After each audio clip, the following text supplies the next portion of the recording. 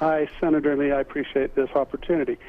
I've seen in the House now the Tea Party has been very upset with the idea that they've not been able to voice their opinions or be heard, and that they do not like the standards of process currently because they don't feel like they are having their voice heard.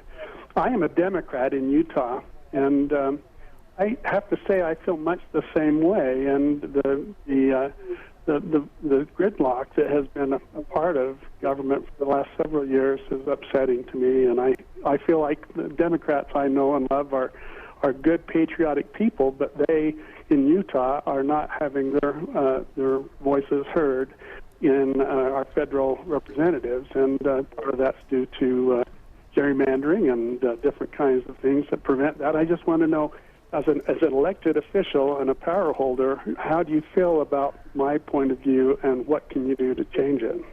But not my point of view, but to change my ability to be heard.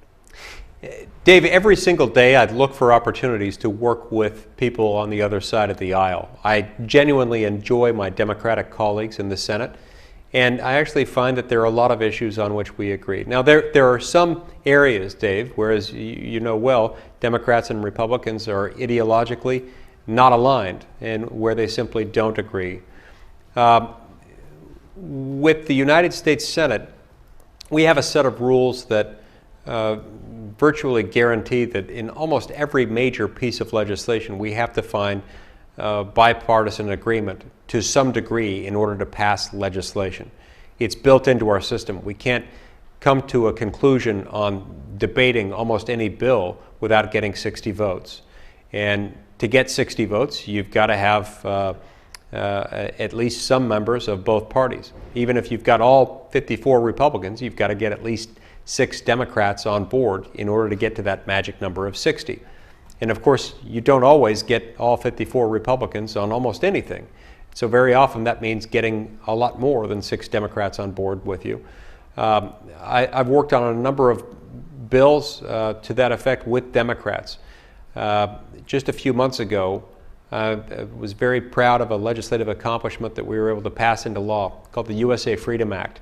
I joined together with Pat Leahy, who is a liberal Democrat from Vermont, and he and I came to an agreement on the fact that the NSA has no business collecting cell phone data, collecting calling data on every single American, putting it into a database that's searchable, that reveals all kinds of personal information about the American people. That the NSA had no business doing that without a warrant. We put together a piece of legislation. We actually had a lot more Democrats supporting it than Republicans. And initially, at least, my own party was very resistant to it. In the end, we were able to get that passed. We still had more Democrats supporting it than Republicans, but we passed it with an overwhelming bipartisan supermajority. It was signed into law by President Obama.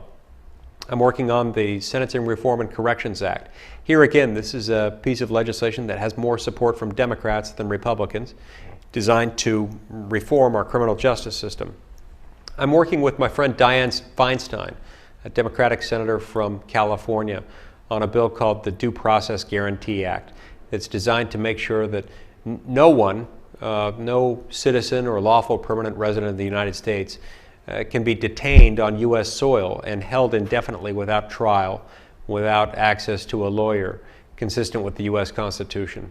Believe it or not, this is actually a somewhat controversial matter within the U.S. Senate. A lot of people, including a lot of people within my own party, pushed through a piece of legislation a few years ago that suggests the exact opposite, that as long as you charge the person the right way with engaging in some type of act of terror conspiracy, that you can hold them indefinitely without trial, without access to a lawyer, and I think that's wrong.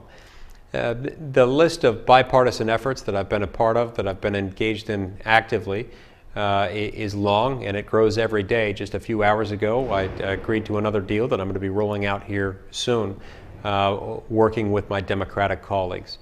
And so the short answer to your question is, while we don't agree on every issue, there are a lot of issues on which I do agree with Democrats. And I enjoy working with Democrats, and I'm going to continue working with them as long as I'm here in order to pass legislation that we both can agree on. Right.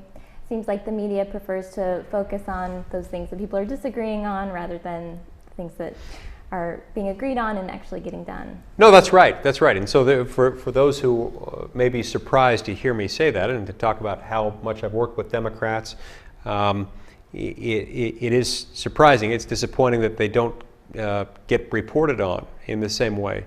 But because it doesn't fit the media narrative, the media likes to report on partisan rancor for reasons I don't entirely understand. And the media tends not to report as much on bipartisanship. But that's one of the reasons why we have this town hall, so that I can communicate directly with voters in Utah.